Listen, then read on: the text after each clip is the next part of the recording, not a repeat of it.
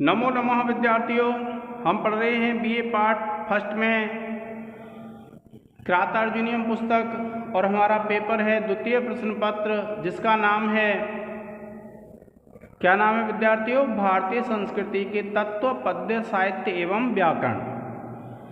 अब देखिए, इस पेपर में हम पढ़ रहे हैं क्रातार्जुनीयम, और क्रातार्जुनीयम का ये श्लोक है। देखिए कि इससे पहले जो हमने पढ़ा, द्वैत वन में वनेचर आ गया था युधिष्ठिर के पास, और वह युधिष्ठिर के पास आकर के कहता है विद्यार्थियों, देखिए कि द्विषाम विघाताय विधातुम इच्छतो रहस्य अनुज्ञाम अधिगम्य भूव्रतः स सौष्ठव औदार्य विशेषशालिनीं विनिश्चितार्थाम वाचम आददे। ये जो श्लोक है, इसमें से छोटा एक प्रश्न आता है, लघु प्रश्न, लघु उत्तर प्रश्न, और वह ये पूछा जाता है कि उस वनेचर ने कैसी वाणी बोली थी। तो आप ध्यान रखेंगे, इस श्लोक में है उसका अर्थ कि वनेचर ने कैसी वाणी बोली। तो क्या कहते हैं? द्विषाम विघाताय, शत्रु, द्विषाम कहते हैं शत्रुओं के नाश के लिए, विधातुम इच्छतः, जो प्रयत्न करने वाले थे, रहसी, रहसी कहते हैं एकांत में, यहां से आ निकल आएगा अनुज्ञाम अधिगम्य, रहसी एकांत में, अनुज्ञाम अधिगम्य, आज्ञा लेकर के, भूव्रतः राजा से, स सौष्ठव औदार्य विशेषशालिनीं, सौष्ठव और औदार्य से विशेष, विनिश्चित अर्थाम, निश्चित अर्थ वाली, वाचम आददे, वाणी बोली। क्या कहते हैं? कैसी वाणी बोली थी उसने, वनेचर ने? सौष्ठव औदार्य, अर्थात सौष्ठव और औदार्य से विशेष, निश्चित अर्थ वाली वाणी को उसने बोला।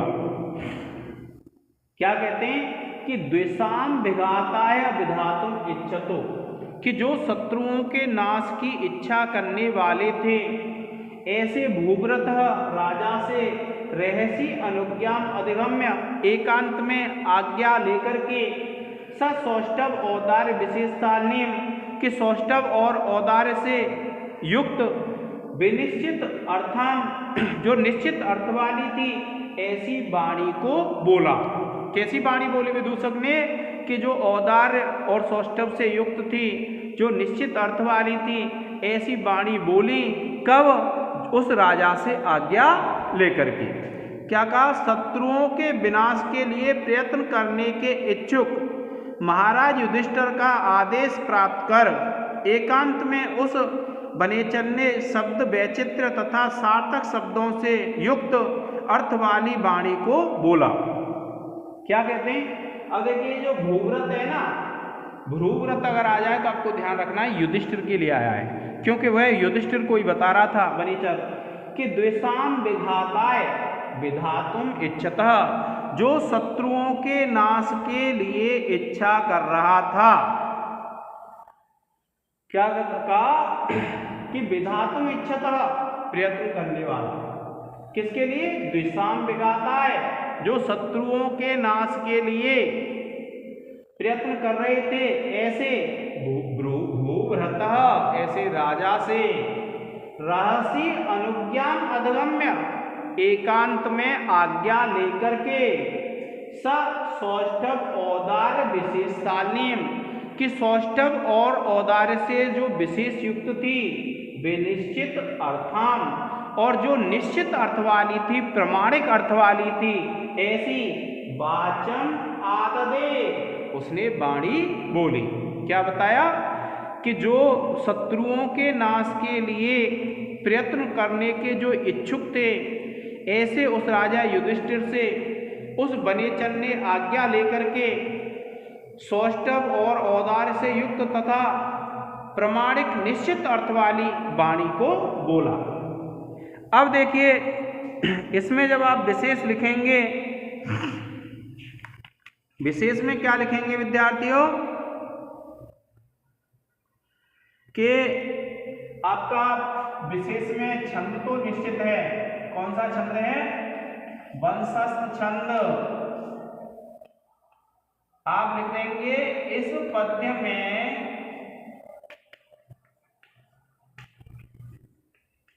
वंशस्थ छंद है।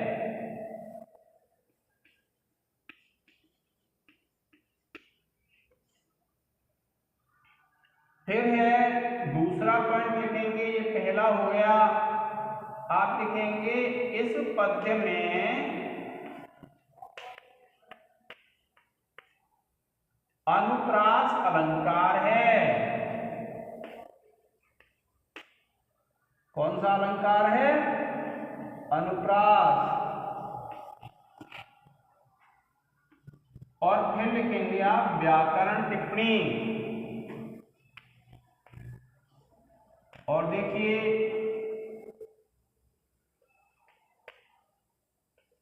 व्याकरण टिप्पणी है। व्याकरण टिप्पणी में देखिए आप लिखेंगे विघाताय। पहला शब्द है विघाताय। आप लिखेंगे बी उपसर्ग।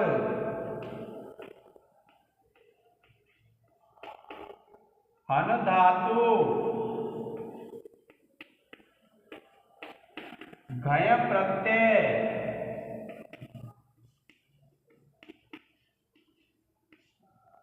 चतुर्थी विभक्ति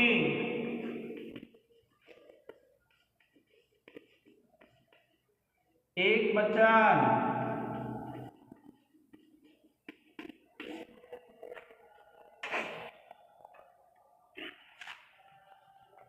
और दूसरा देखिए विधातुम।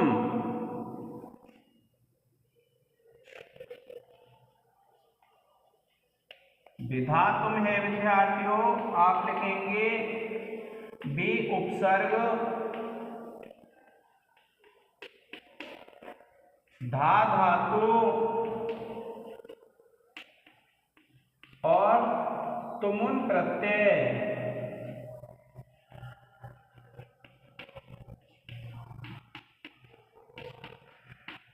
फिर तीसरा है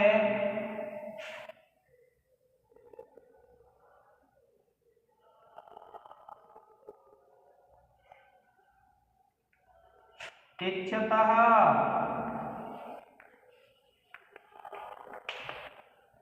आप लिखेंगे ईश धातु प्लस सत्री प्रत्यय षष्ठी एक वचन।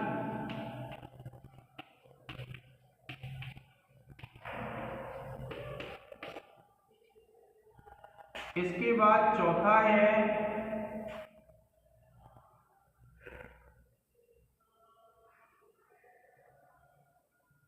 रहसी।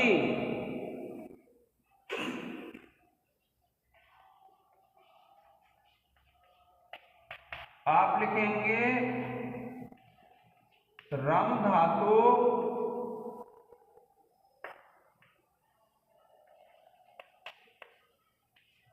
प्लस असुन प्रत्यय।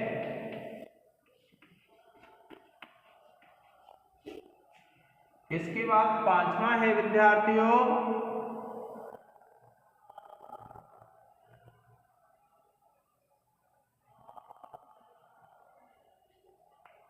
आददे। आप लिखेंगे आ उपसर्ग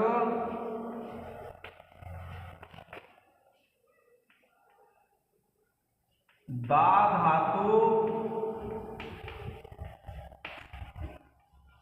लिट लकार प्रथम पुरुष एक वचन।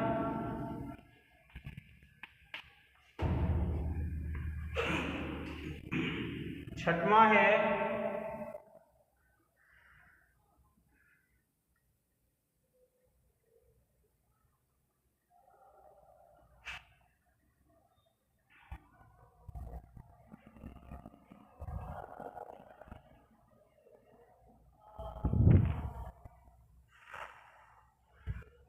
रहस्य अनुज्ञाम।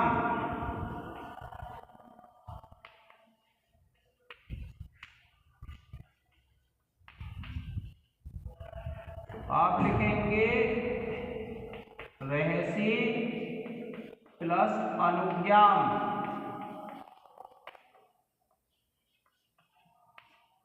और आप लिख देंगे यण संधि। प्रिय विद्यार्थियों, आप इसका एक स्क्रीनशॉट ले लें।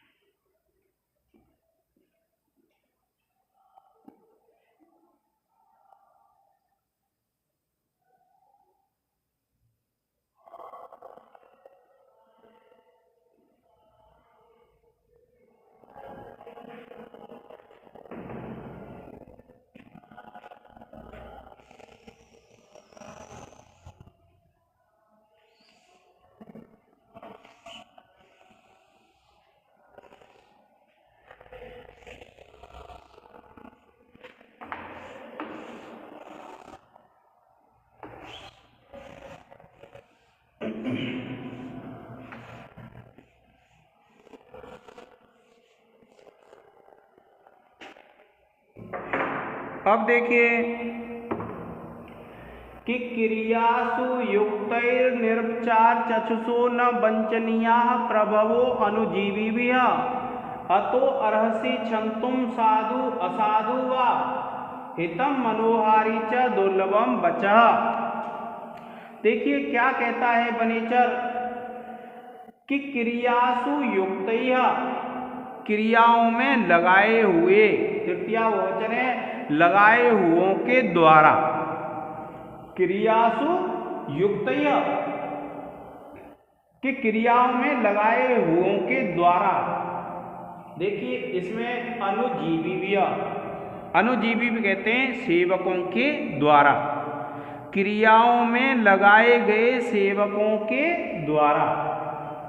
क्रियासु युक्तैः निरपचार चक्षुषो, निरपचार चक्षुषा कहते हैं निरप जो होते हैं राजा, वे चार चक्षुष कहलाते हैं। क्यों? कि गुप्तचर ही उनकी नेत्र होते हैं। आता है कई बार छोटे प्रश्नों में आपसे पूछा जाएगा कि चार चक्षुष किसके लिए कहा है वनेचर ने, तो राजाओं के लिए कहा है। क्यों? राजाओं के नेत्र क्या होते हैं? गुप्तचर होते हैं। राजा प्रत्येक स्थान पर अपने गुप्तचर रखते हैं और उनसे ही क्या करते हैं, वे वहाँ की सूचना लिखते हैं कि प्रजा में कैसी सूचना चल रही है, प्रजा का पालन कैसा हो रहा है। किससे लेते हैं? गुप्तचरों से। इसलिए राजा को क्या कहा जाता है? चार चक्षुष। छोटे प्रश्नों में पूछा जाता है चार चक्षुष किसको कहते हैं, तो आपको ध्यान रखना है राजा को कहते हैं। तो क्रियासु युक्तैः निरपचार चक्षुषा, कि क्रियाओं में जो लगाए गए हैं ऐसे राजाओं के द्वारा, सॉरी ऐसे सेवकों के द्वारा, निरपचार चक्षुषा, कि गुप्तचर रूपी नेत्र वाले जो राजा होते हैं, न वंचनीया, कि न वंचनीया, ठगे नहीं जाने चाहिए, प्रभवः स्वामी अनुजीवीय सेवकों के द्वारा। क्या कहता है वह वनेचर युधिष्ठिर से कि महाराज कि जो कार्य में लगाए जाते हैं सेवक, और ऐसे जो राजा होते हैं जिनके नेत्र गुप्तचर ही होते हैं, ऐसे उन स्वामियों को क्रियाओं में लगाए हुए जो सेवक हैं उन सेवकों के द्वारा ठगा नहीं जाना चाहिए। क्या कहा? कि जिस कार्य में किसी राजा ने अपने गुप्तचरों को लगाया है, किसी स्वामी ने अपने सेवकों को लगाया है, तो उन सेवकों के द्वारा अपने स्वामी को धोखा नहीं दिया जाना चाहिए, ठगा नहीं जाना चाहिए, उसके साथ छल नहीं करना चाहिए। अतः इसलिए अर्हसि, आप योग्य हैं, आप समर्थ हैं, क्षन्तुम क्षमा करने के लिए, असाधु साधु वा, मैं जो भी आपको सूचना सुनाऊंगा आप मुझे क्षमा करना, चाहे वह साधु हो अथवा असाधु, अर्थात अच्छी बात हो या बुरी बात हो, जो सेवक अपने कार्यों में लगाया जाता है उसके द्वारा अपने स्वामी को धोखा नहीं देना चाहिए।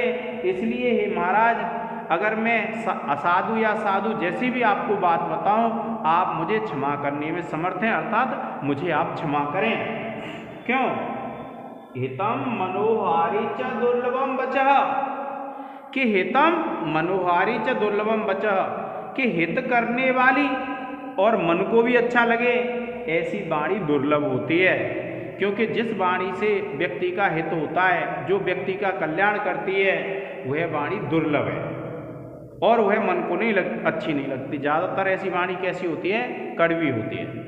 तो क्या कहता है वह सेवक जो वनेचर था, जिसको युधिष्ठिर ने दुर्योधन की राज व्यवस्था जानने के लिए भेजा था, तो इसमें से विद्यार्थियों 2 प्रश्न पूछे जाते हैं, ज़्यादातर छोटे में, जो लघुत्तर प्रश्न है। एक तो ये सूक्ति आ जाती है, हितम मनोहारी च दुर्लभम बचः।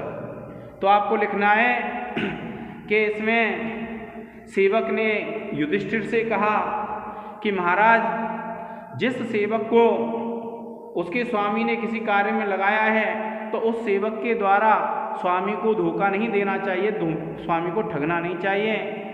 और क्योंकि हित करने वाली और मन को अच्छी लगने वाली वाणी दुर्लभ होती है, ये इसका भावार्थ हो जाएगा। और एक बार पूछा गया है कि 4 चक्षुष किसको कहा है, तो आप ध्यान रखेंगे राजा को क्या कहा है? 4 चक्षुष, यहां से लेकर के यहां तक आ जाएगा। ये जो है 4 चक्षुष, ये आ जाएगा। आ गया आपके समझ में कि ये यहां तक आ जाएगा। तो क्या कहते हैं? क्रियासु युक्तैर निर्विचार चक्षुषो, कि क्रियाओं में लगाए गए निरपचार चक्षुषा कहते हैं राजाओं के द्वारा, जिसके नेत्र ही गुप्तचर होते हैं, ऐसे राजाओं के द्वारा क्रियाओं में लगाए गए सेवकों के द्वारा प्रभव जो स्वामी होता है, न वंचनिया ठगना नहीं चाहिए। और अतो अर्हसि क्षंतुम असाधु साधुवा, कि इसलिए हे महाराज, आप जो भी साधु या असाधु जो भी बात बताऊंगा, आप उसे क्षमा करने में समर्थ हैं। क्यों? हितम मनोहारी च दुर्लभम बचः, क्योंकि हित करने वाली और मन को अच्छी लगने वाली वाणी दुर्लभ होती है। क्या कहा देखिए कि हे राजन, कार्यों में नियुक्त किए गए दूत आदि सेवकों को गुप्तचर रूपी नेत्रों वाले स्वामी को धोखा नहीं देना चाहिए। इसलिए प्रिय अथवा अप्रिय मेरे जो कथन होंगे आप क्षमा करें, क्योंकि हित करने वाली तथा प्रिय लगने वाली वाणी दुर्लभ होती है। अब देखिए विद्यार्थियों, मैंने आपको बताया था जहां भी सूक्ति होती है वहां अर्थांतन्यास अलंकार होता है। कौन सा अलंकार होता है? अर्थांतन्यास।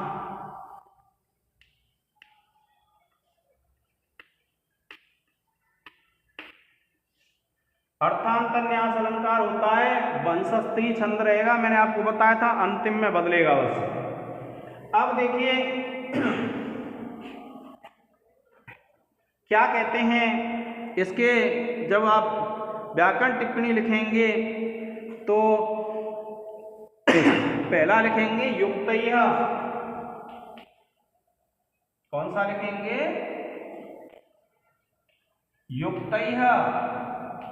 आप लिखेंगे विद्यार्थियों युज धातु प्लस त प्रत्यय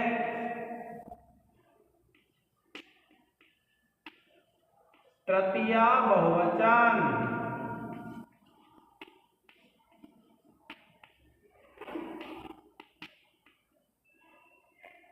फिर दूसरा है देखिए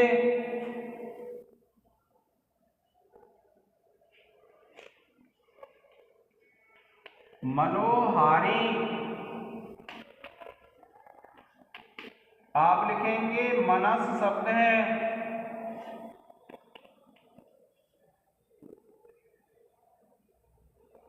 हीरी धातु है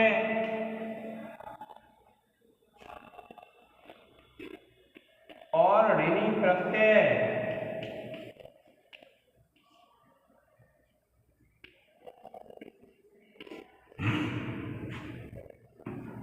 फिर तीसरा है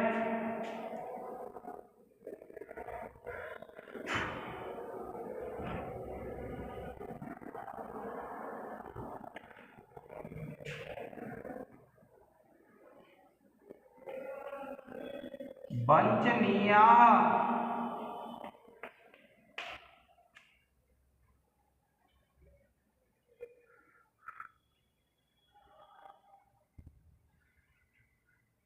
वंचनीया में आप देखिए वंच धातु है प्लस अनियर प्रत्यय है।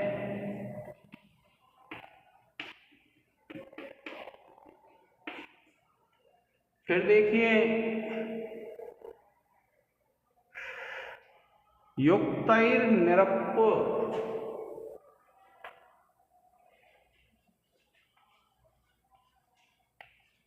युक्तैर निरप आप लिखेंगे युक्तैः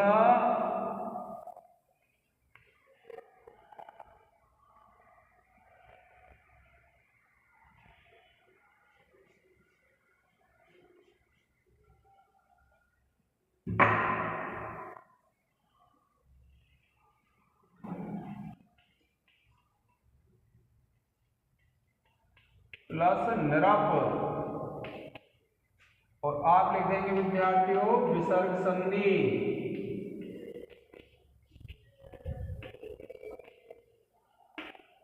फिर पांचवा है प्रभवो अनुजीवी भी है।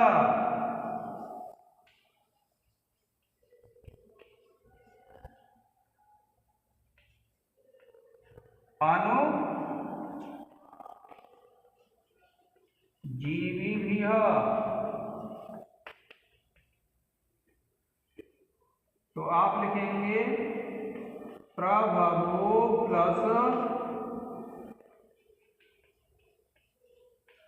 अनुजीवी भी है।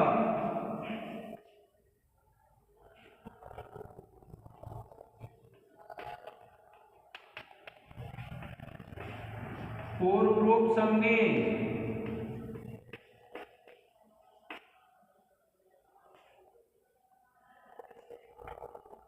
और छठवां है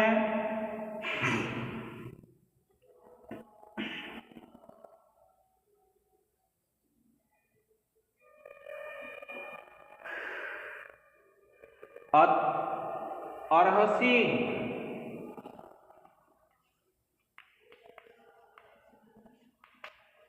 आप लिखेंगे अर्ह धातु लट लकार मध्यम पुरुष एक वचन।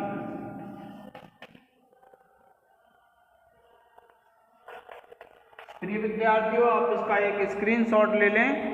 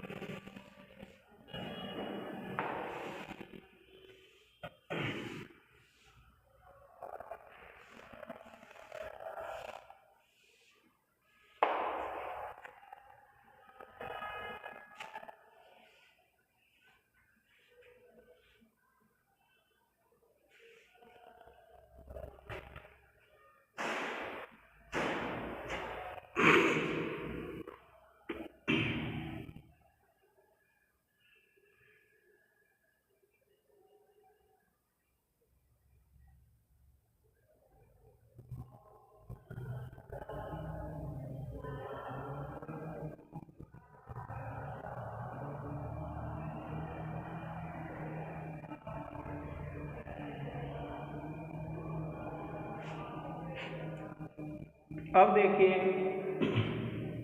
कि किम सखा साधुन शास्ति यो अधिपम हितान्न यह संसुणते स किम प्रभुः। देखिए कि किन सखा साधुन शास्ति यो अधिपम हितान्न यह संसुणते स किम प्रभुः और सदानुकूलेषु हि कुर्वते रतिम नरपेषु आमात्येषु च सर्वसंपदः। देखिए किम सखा, किन सखा कहा है बुरा सखा, बुरा मंत्री। दो अर्थ हैं इसके, बुरा मंत्री अथवा बुरा मित्र। ये छोटे प्रश्न में पूछा जाता है विद्यार्थियों, किन सखा और किम प्रभु किसे कहा गया है। तो आप बताएंगे किन सखा, किन सखा कौन होता है? बुरा मंत्री अथवा बुरा मित्र।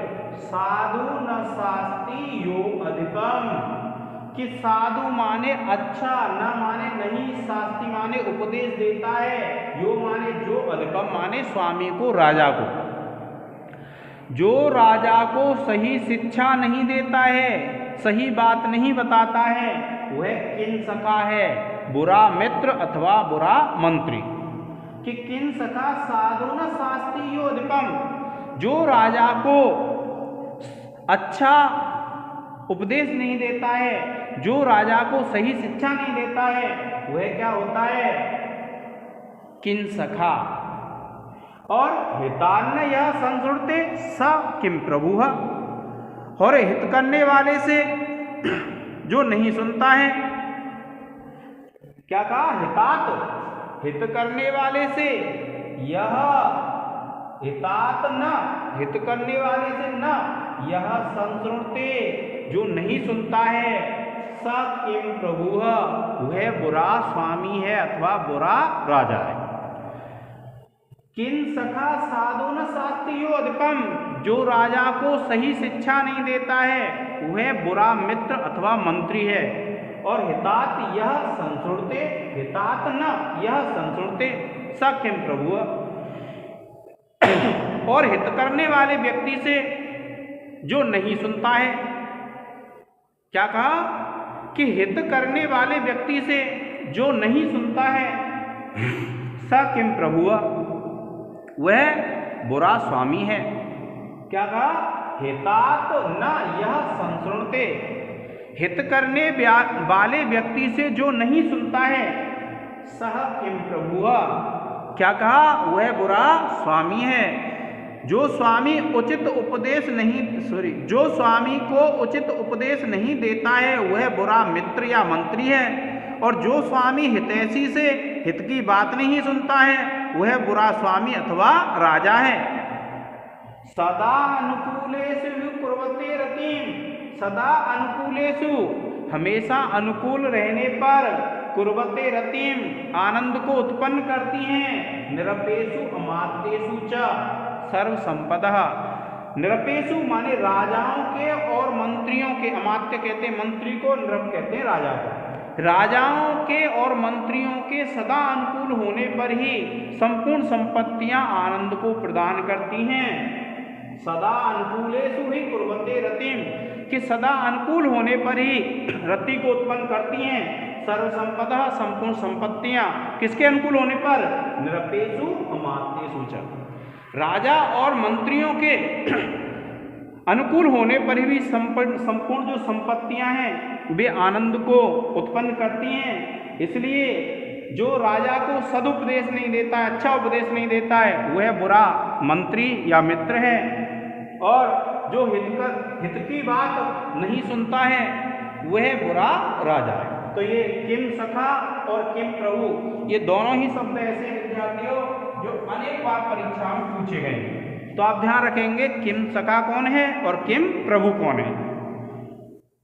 ठीक है, सदा अनुकूलेषु कुर्वते रतिम निरपेषु अमात्येषु च सर्व संपदा। राजा और मंत्रियों के सदा अनुकूल होने पर ही जो संपत्तियां हैं वे आनंद को उत्पन्न करती हैं। अब देखिए क्या कहते हैं, क्योंकि संपूर्ण समृद्धियां राजाओं और मंत्रियों के परस्पर अनुकूल रहने पर ही अनुराग उत्पन्न करती हैं।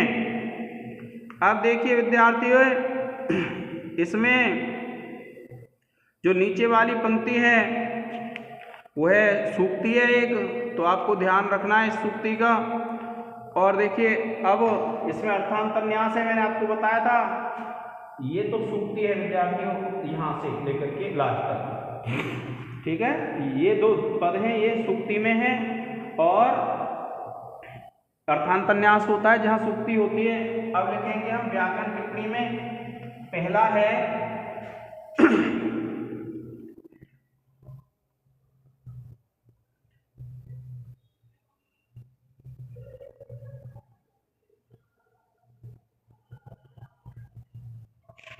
देखिए शास्त्री है,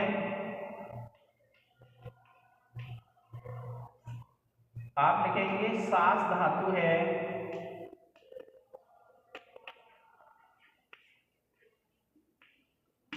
लट लकार प्रथम पुरुष एक वचन।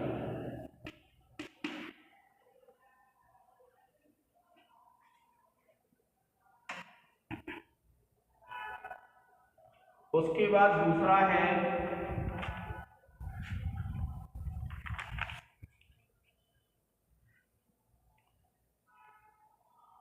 देखिए हितात,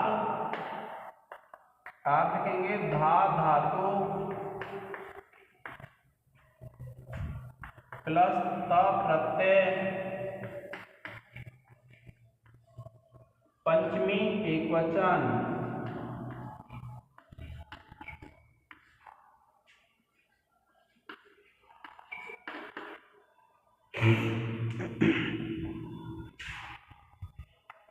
तीसरा है विद्यार्थियों फिर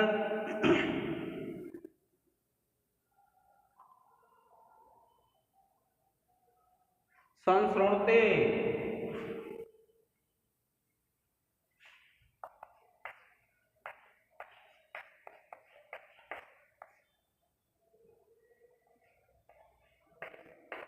आप लिखेंगे सम उपसर्ग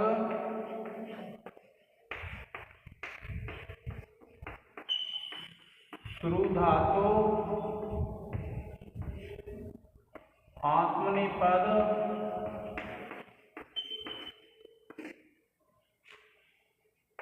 लट लकार प्रथम पुरुष एक वचन। चौथा है विद्यार्थियों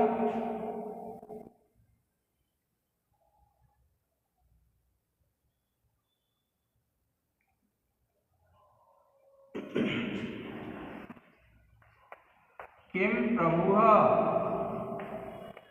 आप लिखेंगे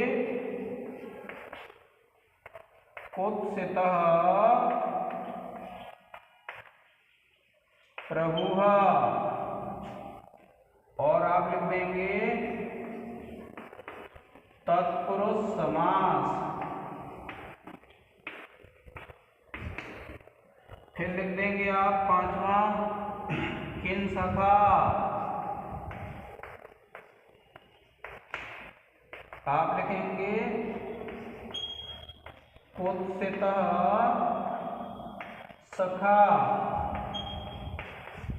और इसमें आप लिख देंगे तत्पुरुष समास।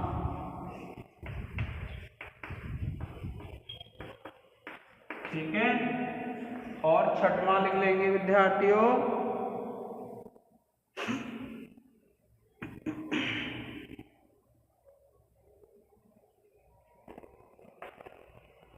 हितान्न, आप लिखेंगे हितात प्लस न, और आप लिख देंगे हल संधि। ठीक है विद्यार्थियों, आप इसका एक स्क्रीनशॉट ले लें। आज के इस लेक्चर में इतना ही, धन्यवाद।